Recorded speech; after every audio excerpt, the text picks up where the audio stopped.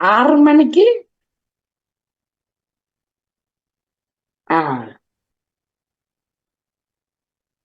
ஆ சரிவா. ஆமா. உற்சாக வணக்கம் வாணி. முதலாவது உங்களுக்கு நன்றி சொல்லிக்கொண்டு மும்மத சிந்தனை நேரத்தில் ராஜினி அல்போன்ஸ் அவர்கள் உங்கள் சிந்தனையை தாருங்கள். வாணியவர்களுக்கும் உங்களுக்கும் வணக்கம். வணக்கம். அன்பு கூறுவது போல் உனக்கு அடுத்திருப்பவர் மீதும் அன்பு கூறுவாயாக. இது ஆண்டவரின் அருள்வாக்கு. ஆண்டவருடைய வார்த்தைகள் வாழ்வு தரும் ஆவியை கொடுக்கின்றன. அவரது திருச்சட்டம் நிறைவானது, அது புத்துயிர் அளிக்கின்றது.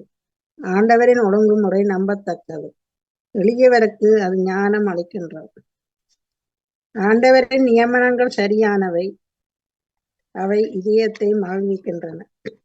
ஆண்டவரின் கட்டளைகள் ஒளிமயமானவை, அவை எம் கண்களை ஒளிவிக்கின்றன. இது ஆண்டவரின் அருள்வாக்கு.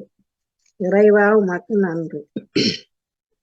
நமக்கென அழகையை தோற்கடித்தார், நமக்கென அரும் செயல் பல புரிந்தார். நமக்கென அழகையை தோற்கடித்தார், நமக்கென அரும் செயல் பல புரிந்தார். ஆகவே அவருக்கு நன்றி சொல்வோம், ஆகவே அவருக்கு நன்றி சொல்வோம். அவரது புகழினை பாடிடுவோம். இறைவனின் திருக்கரம் மாபெரிய புதுமைகளாற்றியதென்னையுமே. தம் வல்லமை ஆழமை தாங்கி, தம் வல்லமை ஆழமை தாங்கி எனக்கு உயிரளித்ததை என்ன சொல்வேன், என்ன சொல்வேன். நன்றி, வணக்கம். நன்றி, வணக்கம் ராஜினி அல்போன்ஸ் அவர்களே. உங்கள் சிந்தனைக்கு வாழ்த்துக்கள். அடுத்து வஜிதா முகமது அவர்கள் உங்கள் சிந்தனையை தாருங்கள். வஜிதா, வணக்கம் வாணி. மியூட் இருக்கு. வணக்கம்.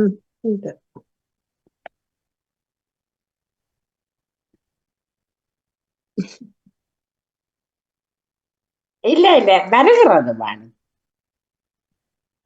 வாரம். இல்ல இல்ல வருகிறது வாணி.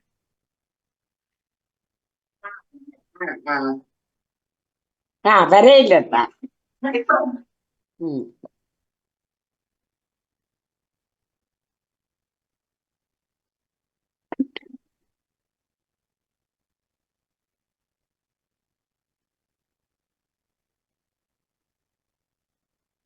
நன்றி, வணக்கம். நானும் தவமலர்களும் தான் காய்ச்சி கொண்டு போனோம். நாளைக்கு நிப்பாட்டிட்டு கதைச்சு கொண்டு போறது இருக்கல. போயிட்டு அவரு அப்படியும் இருக்கலாம். நானும் இது யாரும் வந்தாதான் அங்கால போறது ஒரு காணையில பேச வாசிக்கிறாங்க. இன்று சிந்தனையாளர்கள் எங்கே?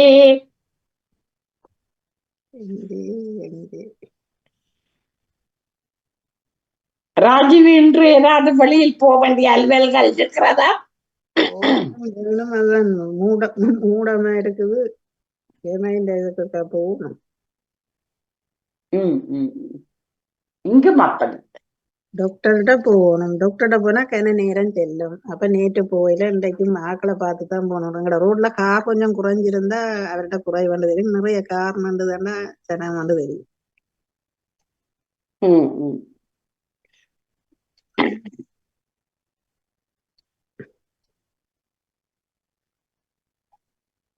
சும்மா சொல்றது காலநிலையில ஒவ்வொரு நேரத்துக்கு ஒரே மாதிரி வரா. நம்பி வழியில போயிடலாம். நான் போன ஞாயிற்றுக்கிழமை கொஞ்சம் வெயில் இருந்தது. என்றாலும் நல்ல ஜக்கெட் போட்டு கொண்டு போவோம்ட்டு குளிர் ஜாக்கெட்டை போட்டு கொண்டு போனா வேத்து தலையே சுட்டு வாங்கிட்டு. நான் 4 பேர் வலிக்கிறது இதுல பார்த்து பார்த்து ஆக்களை காணையிலேருந்து தான் இந்த அடுத்த அடியையும் படித்தேன்.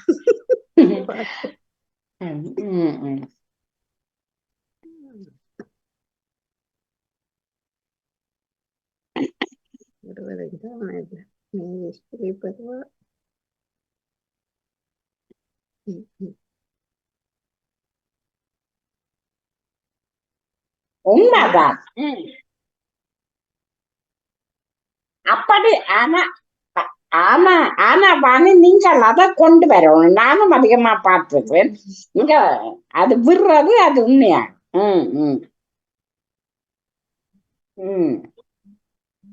ஓ ஓ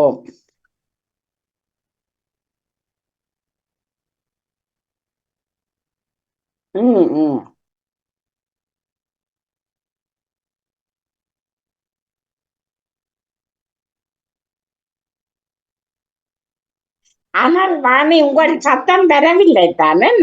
வணக்கம். அதைத்தான் போட்டு பார்த்தேன், வரவில்லை.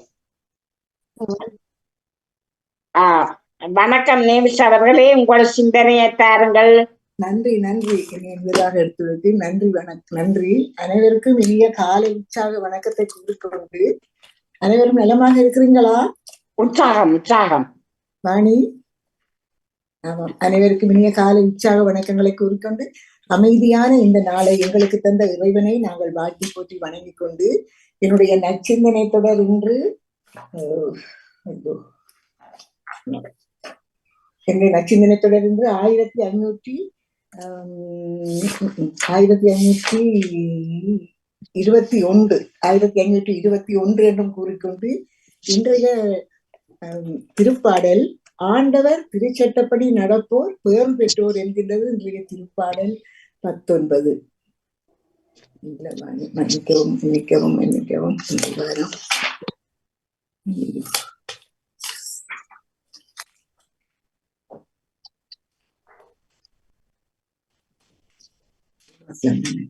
மன்னிப்போடு. நீதிமான்களை இறைவன் அனைத்து துன்பங்களில் இருந்தும் விடுவிக்கின்றார் என்கின்றது இன்றைய திருப்பாடல் 34. இன்றைய நற்செய்தி வாசகம் புனித மத்தேயு எழுதியது அதிகாரம் 6 திருவசனங்கள் 7 15 முடிய. அக்காலத்தில் இயேசு தம் சீடரை நோக்கி கூறியது, நீங்கள் இறைவனிடம் வேண்டும் பொழுது பிற இனத்தவரை போல பிறக்க வேண்டாம். மிகுதியான சொற்களை அடுக்கிக் கொண்டே போவதால் தங்கள் வேண்டுதல் கேட்கப்படும் என அவர்கள் நினைக்கின்றார்கள். நீங்கள் அவர்களைப் போல் இருக்க வேண்டாம். ஏனெனில் நீங்கள் கேட்கும் முன்னரே உங்கள் தேவையை உங்கள் தந்தை அறிந்திருக்கின்றார். ஆகவே நீங்கள் இவ்வாறு இறைவனிடம் வேண்டுங்கள். விண்ணுலகில் இருக்கின்ற எங்கள் தந்தையே, உமது பெயர் தூயது என போற்றப் பெறுக. உமது ஆட்சி வருக. உமது திருவுள்ளம் விண்ணுலகில் நிறைவேறுவது போல மண்ணுலகிலும் நிறைவேறுக. இன்று தேவையான உணவை எங்களுக்கு தாரும். எங்களுக்கு எதிராக குற்றம் செய்தோரை நாங்கள் மன்னித்துள்ளது போல எங்கள் குற்றங்களை மன்னியும். எங்களை சோதனைக்கு உட்படுத்தாதேயும். தீயோரிடமிருந்து எங்களை விடுவியும். ஆட்சியும் வல்லமையும் மாட்சியும் என்றென்றும் உமக்கே ஆமீன். மற்ற மனிதர் செய்யும் குற்றங்களை நீங்கள் மன்னிப்பீர்களானால் உங்கள் விண்ணக தந்தையும் உங்கள் குற்றங்களை மன்னிப்பார். மற்ற மனிதரை நீங்கள் மன்னிக்காவிடில் உங்கள் தந்தையும் உங்கள் குற்றங்களை மன்னிக்க மாட்டார். இயேசு கிறிஸ்து வழங்கும் வாழ்வு தரும் நற்செய்தி. கிறிஸ்துவே உமக்கு புகழ். இன்றைய இறைவார்த்தையின் சிந்தனை துளிகளாக, இறைவார்த்தை உயிருள்ளது, ஆற்றல் மிக்கது, குறித்த இலக்கை அடைவதே அதன் அழகு. தொடக்கத்தில் இறைவன் வார்த்தையாலே உலகை படைத்தார். ஒளி தோன்றுக என்றார், அது தோன்றிற்று. இறை வார்த்தை அவ்வளவு வலிமையானது. அவரிடமிருந்து புறப்பெடுக்கும் நம் வார்த்தைகளும் ஆற்றல் மிக்கவையாக இருக்க வேண்டும். வேண்டுதல் செய்யும் போது மிகுதியான சொற்களை அடுக்கிக் கொண்டே செல்ல வேண்டாம் என்று இயேசு எச்சரிக்கின்றார். வார்த்தைகளை வீணாக்குவதை தவிர்ப்போம். அதிகமாக பேசினால் அதிகம் தெரிந்தவர் என்றல்ல, தேவையானதை தேவைக்கு ஏற்ப பேசுவது சிறந்தது. இறை வேண்டலில் கடவுளை புகழ்ந்து 3 மன்றாட்டு மனிதரை நினைத்து 4 மன்றாட்டும் போதுமானதென அவர் அறிவுறுத்துகின்றார். வார்த்தைகளை குறைத்துக் கொள்வோம், வாழ்வியல் வளங்களை வளர்த்துக் கொள்வோம் என்று சொல்லிக்கொண்டு நாங்கள் இயேசுவின் பாடுகளை நாங்கள் தியானித்துக் கொண்டிருக்கின்றோம். அந்த வகையில் இன்று பாடுகளின் பாதையில் 2ஆம் நிலை. எங்கே சுமந்து போரீர் சிலுவையை, எங்கே சுமந்து போரீர் பொங்கும் பகைவராலே அங்கம் நடுங்க, எங்கே போரீர். திவ்ய இயேசுவே, உம்மை ஆராதித்து வணங்கி உமக்கு நன்றி அறிந்த தோத்திரம் சொல்லுகின்றோம். அது ஏனென்றால் பாரமான சிலுவையை சுமந்து உலகை மீட்டு ரட்சித்தீரே சுவாமி. 2ஆம் நிலை. இயேசு சிலுவை சுமத்தப்படுகின்றார். இசையா சாகமம் அதிகாரம் 53 திருவசனங்கள் 4-6 கூறுகின்றது. மெய்யாகவே அவர் தம் பலவீனங்களை எடுத்துக்கொண்டு நமது வேதனைகளை அவரே சுமந்து கொண்டார். நாம் அவரை குஷ்டரோகியாகவும் கடவுளால் தண்டிக்கப்பட்டவராகவும் எண்ணினோம். தமது பாவங்களுக்காக அவர் காயமுற்றார், நமது பாவங்களுக்காக அவர் காயமுற்றார், நமது அக்கிரமங்களுக்காக நொறுக்கப்பட்டார். ஆண்டவர் நம் எல்லோரின் பாவங்களையும் அவர் மீது சுமத்தினார். திவ்ய இயேசுவே, எங்கள் பாவங்களுக்காக, எங்கள் சுயநல உணர்வுகளுக்காக, பிறர் மீது தவறாக பழி சுமத்திய குற்றங்களுக்காக அவமான சிலுவையை இதோ நீர் சுமந்து நிற்கின்றீர். எங்கள் பாவச் சுமைகளை தோள் மேல் சுமத்திய குற்றத்திற்காக உமது மன்னிப்பை எங்களுக்கு தாரும். எங்களுக்கு வரும் துன்பங்களை உமது சிலுவையின் ஒரு பாடமாக ஏற்றிக்கொள்ளும் மனப்பக்குவத்தை எமக்கு தாரும். உம்மை போன்று பிற சுமைகளை தாங்கும் சுமை தாங்கிகளாக வாழ எங்களுக்கும் வரம் தாரும் இறைவா. எங்கள் பேரில் தயவாயிரும் சுவாமி, எங்கள் பேரில் தயவாயிரும். மரித்த விசுவாசிகளுடைய ஆன்மாக்கள் இறைவனின் இரக்கத்தால் என்ற நித்திய சாந்தி அடைவார்களாக என்று வேண்டிக் கொண்டு, பாரசிலுவையை நீ பாசத்துடன் அணைத்து பாவத்தின் சுமை தாங்கி ஆர்வத்துடன் நடந்து எங்கே போரீ என்று வேண்டிக்கொண்டு இந்த அதிகாலை வேளையிலே இந்த இறை வேண்டல் சிந்தனையில் இணைந்திருக்கின்ற எல்லோருக்கும் இந்த நாள் இனிய நாளாக மலர்ந்து எல்லோரும் எல்லா நலன்களும் பெற்று அமைதியாகவும் மகிழ்வாகவும் வாழ வேண்டும். நீங்கள் எடுத்துக் கொள்கின்ற எல்லா முயற்சிகளும் சிறந்து செழித்து மேம்பட்டு ஒன்று விளர வேண்டும் என்று வேண்டிக் கொண்டு இன்றைய நாளிலே வருகின்ற எல்லா நிகழ்ச்சிகளையும் ஆவலோடு எதிர்பார்த்தபடி எல்லோரும் இந்த நாளிலே நாங்கள் எங்களை சிந்தித்து எங்கள் குற்றங்களை உணர்ந்து நாங்கள் இறைவனிடம் மன்னிப்பு கேட்டு வாழ்வோம் என்று கூறிக்கொண்டு மீண்டும் இந்த அன்பாக விடைபெறுகிறேன். திருமதி வாணிமுகன் கல்விராஜ் தவமலர் அவர்களே, நன்றி, வணக்கம். நன்றி நேவிஸ் அவர்களே, உங்கள் சிந்தனைக்கு வாழ்த்துக்கள். அடுத்து வஜிதா சிந்தனையை தாருங்கள் அல்லது வாணி உங்களிடம் தருகிறேன். வணக்கம். வணக்கம் வணக்கம் வஜிதா. மன்னிப்போடு பரவாயில்ல, நான் கூப்பிட்டு கொண்டிருந்தேன். பரவாயில்ல, சுத்தி கொண்டிருந்தது. அது நான் ஓபன் எடுக்க முடியாமல் போய்விட்டது. இப்பொழுதும் சரியா கிளிச்சத்தமாய்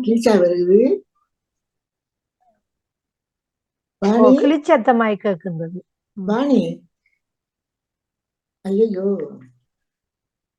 இப்ப சரியாக என்னது சொல் கேட்கின்றதா?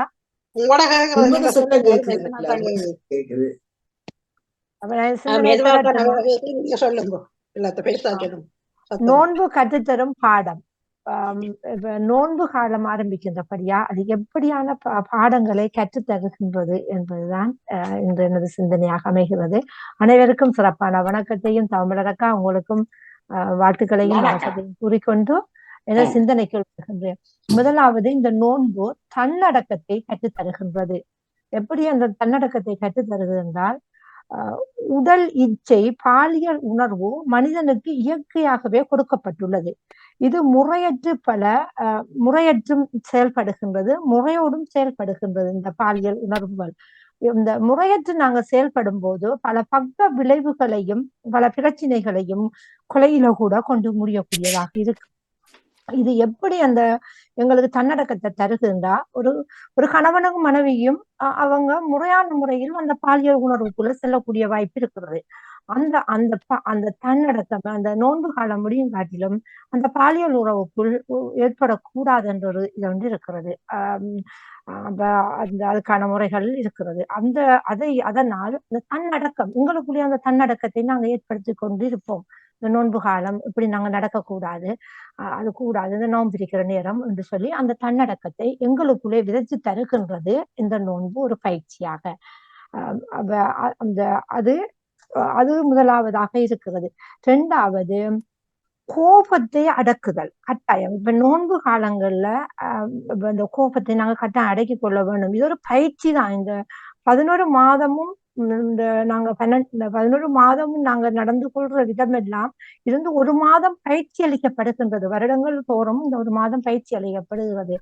இன்றைய உலகம் இந்த 2 விதமாக சித்தரிக்கப்படுகிறது. ஒன்று மனித நேயத்தோடையும் மனித நேயம் மற்றும் செய்யப்படுகின்றது. இப்ப சில நிகழ்வுகள் குற்றங்களை குறைத்து கொண்டு போறதுக்கு சில வழிமுறைகள் இருக்குது. குற்றங்களை கூட்டி கொண்டு போகிறதுக்கான வழிமுறைகளும் இருக்குது. இப்ப இந்த காலத்துல பாத்தீங்கன்னு சொன்னா பக்கத்து வீட்டுல நாய் குலைச்சா கூட சண்டை, ஒரு கோழி கூவுனா கூட சண்டை வருது. அந்த வழக்குகள் தாயகத்துல வெளிநாடுகள்ல நடந்துகிறத பார்த்திருக்கிறோம். ஏனெமது தாயகத்தில் ஒரு ஆசனை பிளாக்காய வருகைமையின் காரணமாக பிட்டதற்காக அது ஒரு வழக்காகவும் ஒரு பிரச்சனையாகவும் ஏற்பட்ட ஒரு நிகழ்வு கூட பார்த்திருக்கிறோம். அப்படியெல்லாம் அந்த கோபங்கள் ஏற்படும் போது அந்த கோபத்தை தணிக்கக்கூடிய ஒரு கேடயமாக ஆயுதமாக நோம்பிருக்கணும். எங்களுடைய யாராவது பிரச்சனைக்கு வந்தாங்கன்னா நான் நோன்பாளி என்று சொல்லி நாங்க அதுல இருந்து ஒதுங்கி கொள்ள வேண்டும். இல்லாட்டி அதை 70 விதமான பாவத்திலே எங்களை கொண்டு சேர்க்கும் என்று சொல்லுது. இப்படிப்பட்ட மோசமான நடவடிக்கையிலிருந்து எங்களை பாதுகாக்கின்றது அது ஒரு நோன்பு என்று சொல்லலாம். அடுத்தது நாவடக்கம். மூன்றாவது நாவடக்கம். நோன்பு ஒரு கேடயமாகும். தவறான பேசுறது, தவறான இந்த பகுத்தறிவுக்கு மீறின செயல்கள்ல நாம ஈடுபடுறது, அடுத்து சண்டையை மூட்டி விடுறது, கோல் மூட்டி விடுறது, பிரச்சனையெல்லாம் ஓடு வருவது இந்த நாவாலதான் நாங்க செய்யப்படுகின்றோம். அப்ப இந்த நாவை நாங்க கட்டாயம் பாதுகாத்து கொள்ள வேணும். இந்த நாவால நிறைய விடயங்கள் ஏற்படுகின்றது. அந்த நாவை நாங்க கவனமான முறையில நாங்க பாதுகாத்து கொள்வது நாவடக்கத்துக்கு ஒரு பயிற்சி பட்டறையாக இந்த நோன்பு அமைகின்றது.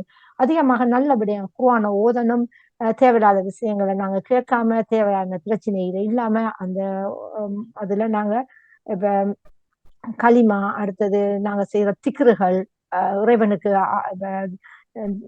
ஒவ்வொரு மார்க்கங்கள்ல சொல்ற மாதிரி இப்ப நீங்க இந்த திருவாசகம் அப்படியெல்லாம் சொல்லுவீங்க தானே, அதுகள் அப்படியே எங்களுக்கும் இருக்கிறது. அதுகளை நாங்க ஓதிக்கொண்டிருந்தா எங்களுக்கு நன்மை பயக்கும்.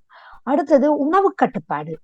அதிகமான உணவு நாங்க இப்ப சாப்பிடுறதால என்ன நடக்குது, நாங்க வைத்தியர்கிட்ட போறோம். அடுத்தது நாங்க யோகா செய்யறோம். அடுத்தது உடற்பயிற்சி, சிறு பயிற்சி, பெரிய பயிற்சி, ஓடுறோம். வீட்டுக்குள்ளேயும் சைக்கிளை வாங்கி வச்சுட்டு மிதிச்சு வயிறு முட்டை துண்டு போட்டு ஓடுறோம். ஆனா இஸ்லாமிய மார்க்கம் என்ன சொல்லுதுன்னு சொன்னா, வயிற்றை நீ 3ஆக பிரித்துக்கொள். நோன்புக்கு முதல் சொல்லப்படுறது ஒரு பகுதியை உணவாகவும், ஒரு பகுதியை நீராகவும், ஒரு பகுதியையும் காற்றாகவும் நீ எடுத்துக்கொள் என்று சொல்லப்படுகிறது. ஆனா நோன்பு காலத்துல அது பட்டினியாக அந்த நோன்பு 3 மணியிலிருந்து 4 மணிக்குள்ளதான் எங்களோட அந்த சகர் என்று சொல்கின்ற அதிகால உணவை நாங்க எடுத்துக்கொள்ளணும்.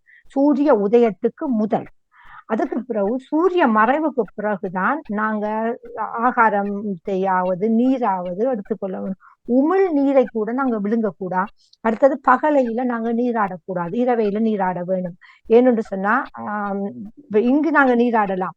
ஏன்னு சொன்னா இங்க குளிரான பிரதேசமாக இருக்கிறபடியா பகல் நேரத்துல குளிரானா எங்களை அறியாம நாங்க தண்ணி குடிச்சிருவோம், நாங்க ஏதாவது தவறு செஞ்சிருவோம் என்பதற்காக நீங்க இரவு நேரத்துல நீராடி கொள்ளுங்கள் என்று சொல்லப்படுகின்றது.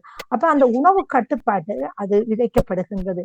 அடுத்தது என்ன சொல்லப்படுதுன்னா சமூக நலன் பேணப்பட வேண்டும் என்று சொல்லப்படுது நோன்புல. இந்த சமூக நலம் எப்படி பேணப்படுகின்றது?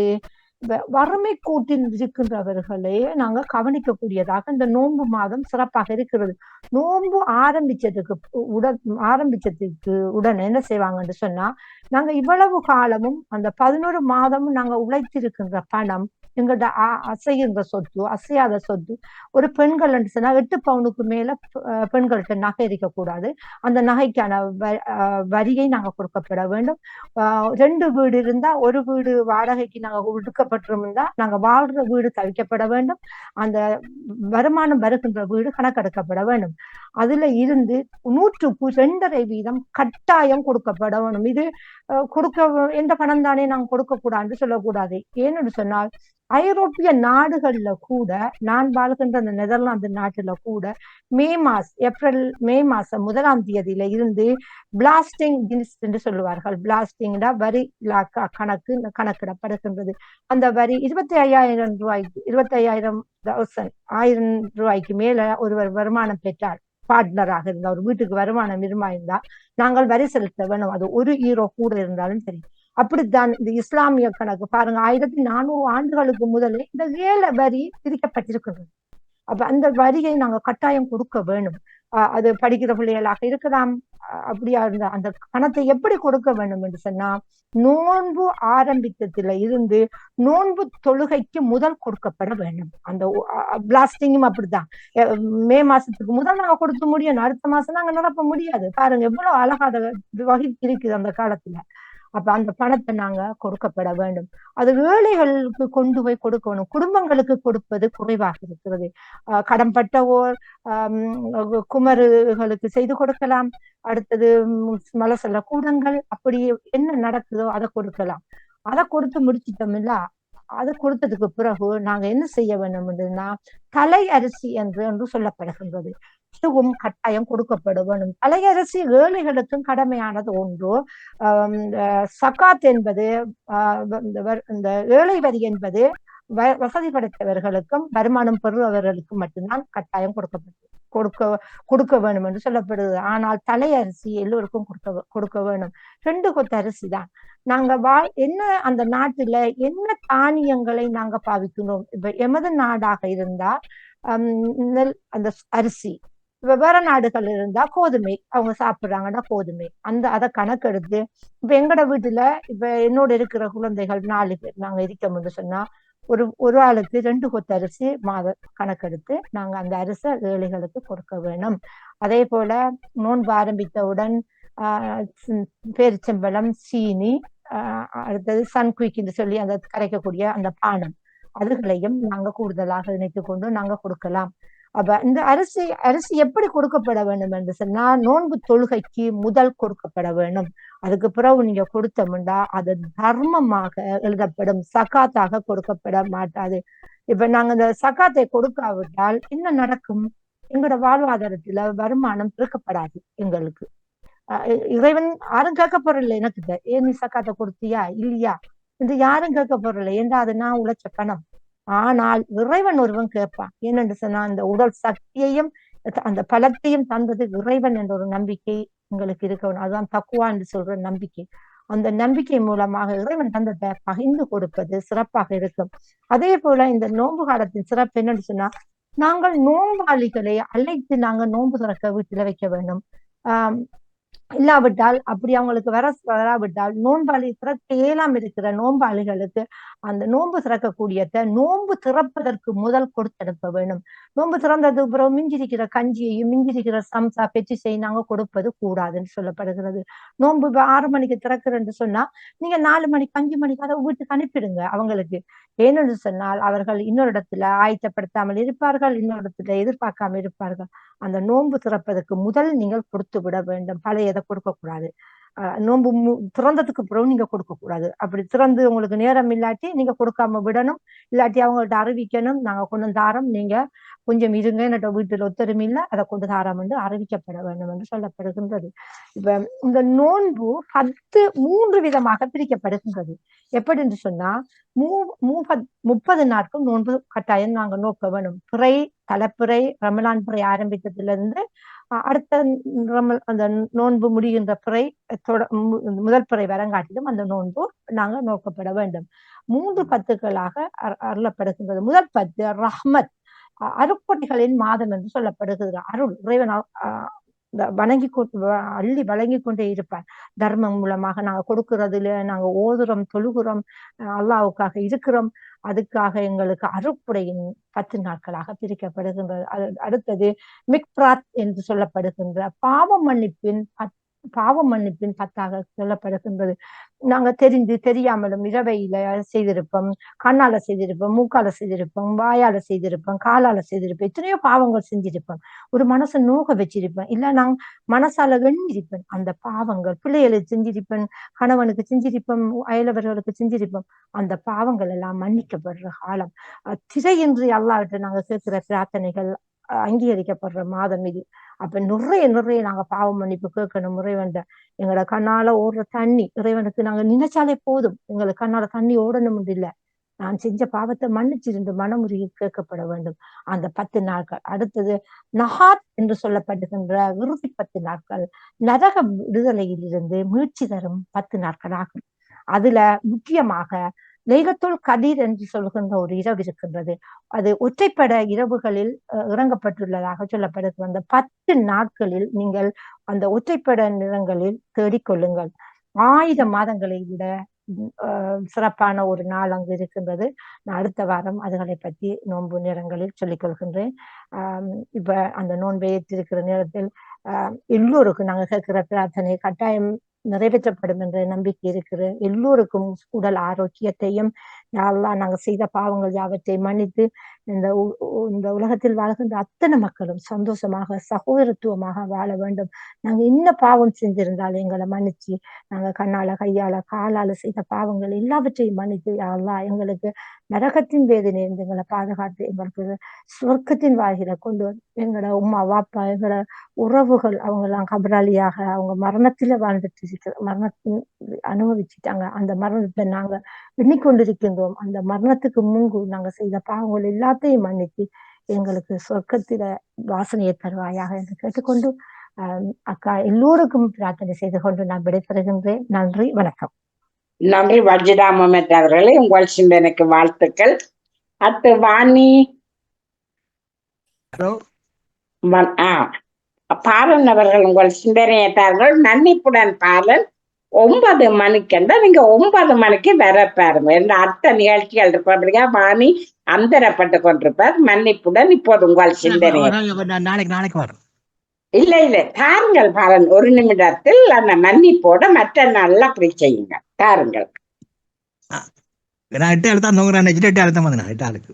பரவாயில்லை. நன்றி சோதரி. நாளைக்கு சோமா இருக்கீங்களா நீங்க? ஆமா, உற்சாகமா இருக்கிறேன் பாலன். நாங்களும் நிலத்தோட உற்சாகத்தோட இருக்கோம் சார். நன்றி சோதரி.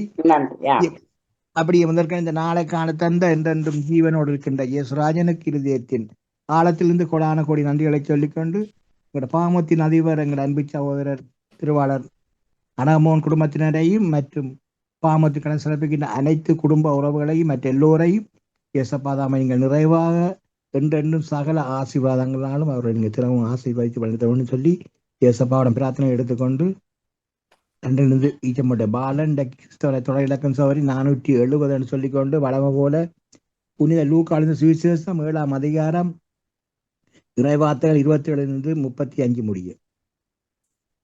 இயேசுடைய பரிசுத்தமுள்ள நாமத்துக்கு சோத்திரம். இதோ நான் என் தூதனை உமக்கு முன்பாக அனுப்புகிறேன், அவன் உமக்கு முன்னே போய் உமது வழியை ஆயத்தம் பண்ணுவான் என்று எழுதிய வாக்கியத்தால் குறிப்பிடப்பட்டவன் இவன்தான். ஸ்திரீரிடத்திலே பிறந்தவர்களில் யோவாஸ்நானனை பார்க்கிலும் பெரிய தீர்க்கதரிசி ஒருவனும் இல்லை. ஆகிலும் தேவனுடைய ராஜ்யத்தில் சிறியவனாயிருக்கிறவன் அவனிலும் பெரியவனாயிருக்கிறான் என்று உங்களுக்கு சொல்லுகிறேன் என்றார். யோவானுடைய உபதேசத்தை கேட்ட ஆயக்காரர் முதலான சகல ஜனங்களும் அவனாலே ஞானஸ்தானம் பெற்று தேவரீர் நீதிபரர் என்று அறிக்கையிட்டான். பரிசேயரு நியாயசாஸ்திரர்களுமோ அவனாலே ஞானஸ்தானம் பெறாமல் தங்களுக்கு கேடு உண்டாக தேவனுடைய ஆலோசனைகளை தள்ளி விட்டார்கள். பின்னும் கர்த்தர் சொன்னது, இந்த சந்ததியை யாருக்கு ஒப்பிடுவேன்? இவர்கள் யாருக்கு ஒப்பாயிருக்கிறார்கள்? சந்தை வெளியில் உட்கார்ந்து ஒருவரை ஒருவர் பார்த்து, உங்களுக்காக குழல் ஊதினோம், நீங்கள் கூத்தாடவில்லை, உங்களுக்காக புலம்பினோம், நீங்கள் அளவில்லை என்று குறை சொல்லுகிற பிள்ளைகளுக்கு ஒப்பாயிருக்கிறார்கள் என்று சொல்லிக்கொண்டு சகோதரி ஒரு வரி ஒரு பாட்டு படிச்சு வைக்கிறேன். நிலையில்லாத உலகத்திலே வாழும் மனிதனே, உன்மேல் அன்பு வைத்த இயேசுவை மறந்து எங்கே போகிறாய்? நீ எங்கே போகிறாய்? நிலையில்லாத உலகத்திலே வாழும் மனிதனே, உன்மேல் அன்பு வைத்த இயேசுவை மறந்து நீ எங்கே போகிறாய்? நீ எங்கே போகிறாய்? ஆமேன். மிக்க நன்றி சகோதரி. நன்றி பாலன் அவர்களே, உங்கள் சிந்தனைக்கு வாழ்த்துக்கள். வாணி இல்ல வாணி, குரல் சரியில்லை வாணி, மாத்துங்க. பூனைக்குட்டி பின்னுக்கு கூப்பிடு. இல்ல குரலை சரி பண்ண